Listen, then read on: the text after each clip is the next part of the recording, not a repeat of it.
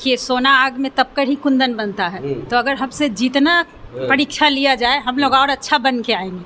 उसके बाद अच्छे लोग सरकारी स्कूल में अपने बच्चों को पढ़ाएंगे जो अब तक नहीं कर। कि लोहा जितना तपता है उतनी ही ताकत बढ़ता है। तो यही क्योंकि बच्चे बहुत ज़्यादा पैनिक है। आप जानते हैं ना सर कि स्टेट का एग्जाम 19 में हुआ है। बिल्कुल हुआ और बेचारे स्टेट का लेवल जैसा आपको पता है ना, केसी सिन्हा सर का नाम सुने हैं, मैथ्स पढ़ाते हैं। जब हाईकोर्ट में केस हुआ था तो उन्होंने बताया कि जो स्टेट का एग्जाम हुआ था उसका लेवल IT लेवल का था। उसके बाद भी गवर्नमेंट क्या कर रही है ना, एक एग्जाम ले रही है। हम लोग एग्जाम का स्वाभाविक है, बच्चों में डर बनना ना स्वाभाविक है, क्योंकि BPSC का नाम सुनते ही ना बच्चों के अंदर में डर हो जाता है। इन लोगों को पता है कि BPSC का मतलब क्या, BPSC अब कमीशन की तरह एग्जाम लेंगे, जैसे आप PCS करते हैं ना, तो वैसे। तो ऐसा नहीं है, बच्चों को डरना नहीं है। BPSC एक कमीशन है, जस्ट लाइक कमीशन। वो एक प्रोफार्मा रेडी करेगी। और जैसे प्राइमरी के बच्चों का एग्जाम देना, उसका सिलेबस क्या होगा, सेकेंडरी का क्या होगा, +2 का क्या होगा, तो BPSC। नमस्कार, आप देख रहे हैं NP लाइव। मैं सर्वोत्तम कुमार। 2023 नियमावली जब से आया है एक भूचाल सा आ गया है, चाहे वो नियोजित शिक्षक हों या जो सीटेट बीटेट पास अभ्यर्थी हों। पहले तो रोड पर इन्होंने प्रदर्शन किया कि 7वें चरण नियमावली जल्द से जल्द सरकार जो है जारी करे, लेकिन जैसे ही जारी हुआ, कैबिनेट की मुहर लगी, तब जाकर के जो बच्चों में एक मायूसी सी छा गई। क्योंकि डायरेक्ट सीटेट के बाद पहले जो नियम था, जो व्यवस्था थी सरकार में कि सीटेट बीटेट पास अभ्यर्थी का डायरेक्ट भर्ती किया जाता था, लेकिन इस बार से BPSC के द्वारा एक और एग्ज़ाम कंडक्ट करवाने के बाद मेरिट संभवतः बनाया जाएगा, इस तरह का आशंका अभी है। आज ही मैंने राष्ट्रीय जनता दल के कार्यालय में जब शिक्षा मंत्री जी पहुंचे थे तो उनसे हमने सवाल किया कि क्या 2023 के नियमावली में कोई बदलाव आएगा, तो उन्होंने साफ तौर पर कहा कि अगर गुणवत्तापूर्ण शिक्षा चाहिए बिहार के बच्चों को तो 2023 नियमावली में कोई चेंज करने की ज़रूरत नहीं है। तो आज हम पहुंचे हैं एग्ज़ाम एफिनिटी कोचिंग सेंटर, जो सीटेट और बीटेट की तैयारी करवाते हैं। हमारे साथ हेमंत सर भी बैठे हुए हैं और आप देख सकते हैं सारे जो बच्चे लोग हैं यहाँ तैयारी करने के लिए आते हैं वो बैठे हुए हैं। मैं इनसे जानना चाहूँगा कि कितना डिफ़िकल्ट है अब बिहार में शिक्षक बनना, क्योंकि सबसे पहले जो है CET पास करके जो कॉमन एंट्रेंस टेस्ट होता है B.Ed के लिए, और B.Ed करने के बाद फिर आपको सीटेट करना पड़ता है, और सीटेट करने के बाद एक BPSC के द्वारा जो एग्ज़ाम होगा वो पास करना पड़ता है। 4 जो स्टेज हैं। तो अब कितना डिफ़िकल्ट हो गया है बिहार में टीचर बनना, क्योंकि जो भी लोग बैठे हुए हैं सभी लोग टीचर बनने के लिए यहाँ आए हुए हैं, यहाँ पढ़ाई कर रहे हैं हेमंत सर के द्वारा। तो आइए मैं बच्चों से ही जानना चाहूँगा कि 2023 नियमावली जो आया है ये कितना उचित है, आपको क्या लगता है? सबसे पहले आपका क्या नाम है? नेहा कुमारी सर। बैठ जाइए, बैठ के बोलिए। नेहा कुमारी। नेहा कुमारी, आप जानते हैं 2023 नियमावली आया है 7वां चरण जो भर्ती के लिए। जी सर। तो वो आपके अनुसार कितना ठीक है या पहले की जो व्यवस्था थी वो ठीक है? थोड़ा सा तो टफ है, बट जो भी सरकार करती है हमारी भलाई के लिए करती है, और हम लोग बेस्ट देने के लिए तैयार हैं, क्योंकि एग्ज़ाम एफिनिटी में अच्छी तैयारी करवाई जाती है। और जो भी कर रही है सरकार हम लोगों की बेस्ट के लिए कर रही है। थोड़ा सा टफ है बट अच्छा है। Thank you. हैं सर अपेयरिंग चल रहा है हमारा। हाँ, तो अब तो 4 एग्ज़ाम हो गया है, पहले तो 3 ही था।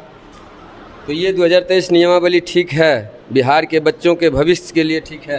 यस सर, ठीक ही है। ज़्यादातर मतलब कि जितने भी एग्ज़ाम पास करेंगे उससे हमारा नॉलेज बढ़ता ही जाएगा। अच्छा। तो जितने भी एग्ज़ाम आ रहे हैं हम लोग के लिए हर कसौटी पे खरा उतरने का। ये एग्ज़ाम एफिनिटी कोचिंग सेंटर जो है ये जो तैयारी करवा रहे हैं सीटेट की तैयारी करवाते हैं? Yes sir. तो मतलब यहाँ जो तैयारी करवाते हैं यहाँ से बच्चे कितने पास करते हैं सीटेट में? पिछले साल तो इस बार जो सीटेट का एग्ज़ाम हुआ काफ़ी बच्चे निकल पाए हैं, सक्सेस हुए हैं। मतलब नंबर 1 बना हुआ है कंकड़बाग में, एग्ज़ाम एफिनिटी नंबर 1 पे है, यही ना? हेमंत सर से भी हम बात कर लेते हैं। सर बैठ जाइए आप।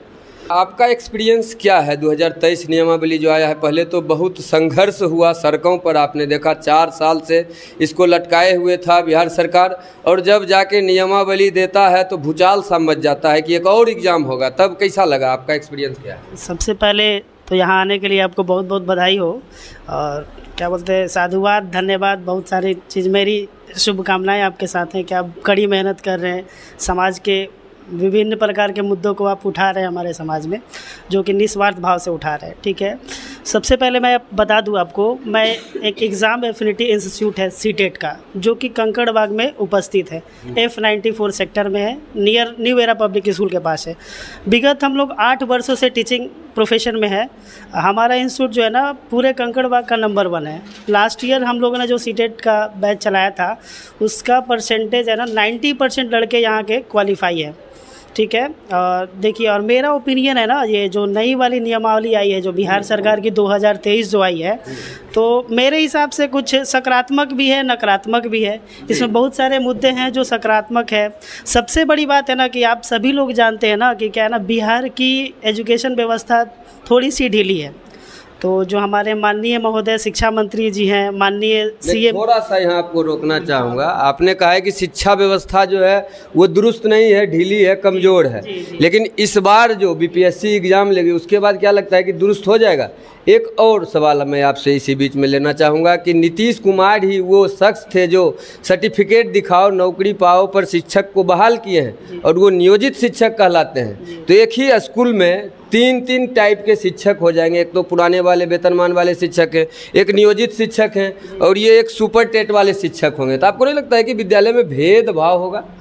बिल्कुल, मैं आपकी बातों से समर्थन करता हूँ आपकी बातों को, लेकिन नीतीश जी ने जो भी इसके पहले जो भी टीचर का रिक्रूटमेंट किया है, पता नहीं उस समय का क्या माहौल रहा होगा, क्या कंडीशन रही होंगी, तो वो तो खुद गवर्नमेंट जानती है, क्योंकि हर टाइम का सिचुएशन एक जैसा नहीं होता है। अभी क्या है ना कि अभी थोड़ा सा ये इन्होंने चाह रखा है ना कि क्या कि बिहार की एजुकेशन व्यवस्था सुदृढ़ हो, लेकिन इन्होंने बहुत लेट कर दिया है। जो काम 19 में 2019, 20, 21, 22 में करनी चाहिए वो अभी कर रहे हैं, जो कि ये काफ़ी लेट हो गया। क्योंकि आप भी जानते हैं स्टेट वाले बच्चे हैं, जो सीटेट वाले हैं, बीटेट वाले बच्चे हैं, 7th फेज में आपको 2019 से वेट कर रहे हैं। अब 4 साल तो ऑलरेडी लेट हो चुका है। और पता नहीं, एक और सा डर अंदर है ना। एक्चुअली हम लोग प्रोफेशन में हैं, हम लोग खुद स्टेट, बीटेट और सीटेट क्वालिफाई हैं, हम लोग खुद समझ रहे हैं, 4-8 सालों से पढ़ा रहे हैं जो भी है। तो एक्चुअली क्या है ना कि एक सरकार पे ये संशय बना हुआ है ना कि ये कब सिलेबस निकालेंगे, कब एग्ज़ाम का डेट निकालेंगे, कब मेरिट सिलेक्शन का मेरिट प्रोसेस क्या होगा।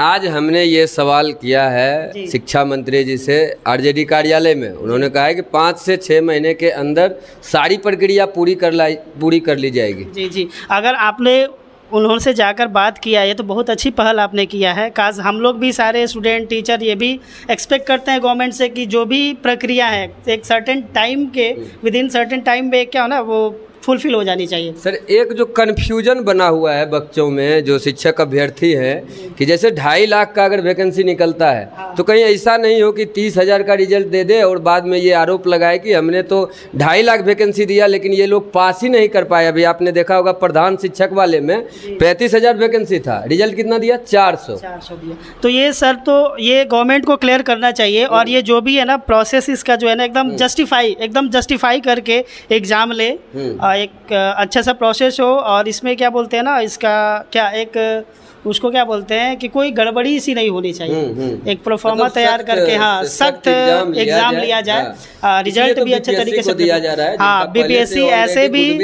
भी आप जानते हैं बिहार की बीपीएससी जो है एकमात्र ऐसी आयोग है जो नीट एंड क्लियर है।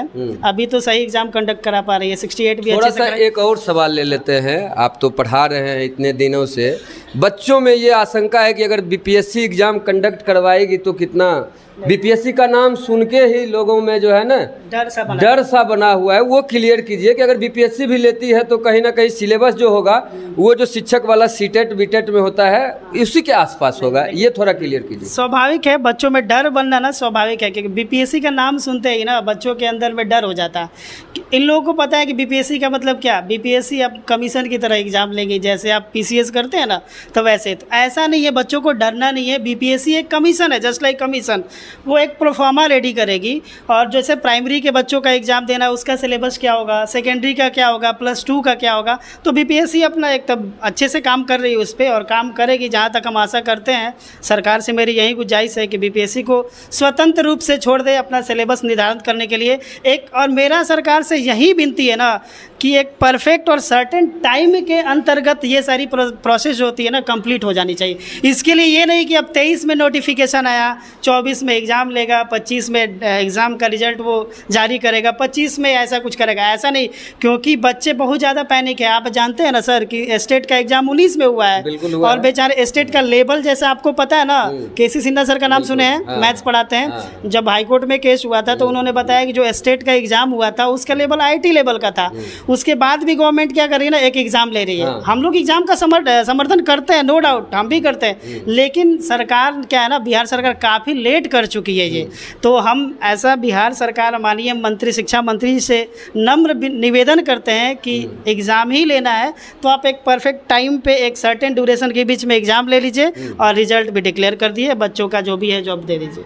थोड़ा सा और कुछ सवाल हम बच्चों से भी ले लेते हैं, उसके बाद हम हेमंत सर के पास एक बार फिर से आएंगे। आप लोग मतलब B.Ed कर चुके हैं? Yes sir. तो अब जो शिक्षिका बनिएगा वो कितना मजबूत बनिएगा, क्योंकि सरकार कह रही है कि पहले जैसा वो नियोजित शिक्षक नहीं होंगे, वेतनमान होंगे, राज्यकर्मी कहलाएंगे। हाँ सर, ये तो सरकार की तो अच्छी बात है, लेकिन ये काम पहले कर देना चाहिए इनको, क्योंकि 19 में जो पास है, 19, 20, 21, 22 जो सब बैठे हुए हैं या जो पहले से शिक्षक हैं, जैसे कि पहले से जो शिक्षक नियोजित शिक्षक कहलाते हैं, तो ये जो नियोजित शिक्षा का जो टैग है वो हम लोग हट जाएगा। हाँ, आप लोग राज्य कर्मचारी बनिएगा। आपको कितना खुशी है कि आप राज्यकर्मी कहलाइएगा अगर शिक्षिका बनते हैं भविष्य में? ये बहुत बड़ी खुशी की बात है। देखिए, सोना आग में तपकर ही कुंदन बनता है, तो अगर हमसे जितना परीक्षा लिया जाए हम लोग और अच्छा बन के आएंगे। उसके बाद अच्छे लोग सरकारी स्कूल में अपने बच्चों को पढ़ाएंगे, जो अब तक नहीं कर। कि लोहा जितना तपता है उतनी ही ताकत बढ़ता है। तो यही कहना है मतलब कि अभी तपिएगा, अभी एक दो एग्जाम और दीजिएगा। आप लोग भी यही यस सर, समर्थन है? 2023 का जो नियमावली है उसको आप लोग सपोर्ट करते हैं? सपोर्ट करते हैं सर। इसके अंतर्गत जो तेजस्वी यादव जी ने हम लोग को लाया है कि सभी शिक्षक और शिक्षक अभ्यर्थियों को एक काम और एक वेतन, वो सबसे अच्छी बात है। अच्छा, आप तेजस्वी यादव का नाम लिए तो हम एक क्वेश्चन आपसे करना चाहेंगे। ये क्रेडिट गोज टू आपको बताना है कि किस पार्टी को जाती है, क्योंकि जब NDA की सरकार थी और नीतीश कुमार जब साथ थे और भाजपा, तब जो नियमावली आया था तो उसमें इस तरह का प्रावधान नहीं था, लेकिन जब से ये शिक्षा मंत्री बने हैं चंद्रशेखर जी, उन्होंने इस तरह का नियमावली लाने का काम किया है। तो credit goes to which party? ये तो नहीं पता है। किस पार्टी को क्रेडिट देना चाहते हैं इस नए नियमावली का? उतना डीपली तो नहीं पता है, बट तेजस्वी यादव जी का नाम यहाँ आता है फर्स्ट ऑफ ऑल, क्योंकि उन्होंने ही एक काम और एक वेतन का बात रखा है सबके सामने। समान काम समान वेतन। हाँ बिल्कुल। उसके लिए भी तो एग्जाम पास करना पड़ेगा ना, समान काम समान वेतन के लिए। नियोजित शिक्षक को अगर समान काम समान वेतन चाहिए, राज्यकर्मी का दर्जा चाहिए, तो सरकार कहती है कि आप भी BPSC के द्वारा जो एग्जाम होता है उसको पास कीजिए। जरूर नियमावली आया है वो आपके लिए, आपके अनुसार उचित है? जी बहुत उचित है। हाँ। आपको राज्यकर्मी का दर्जा दिया जाएगा। हाँ।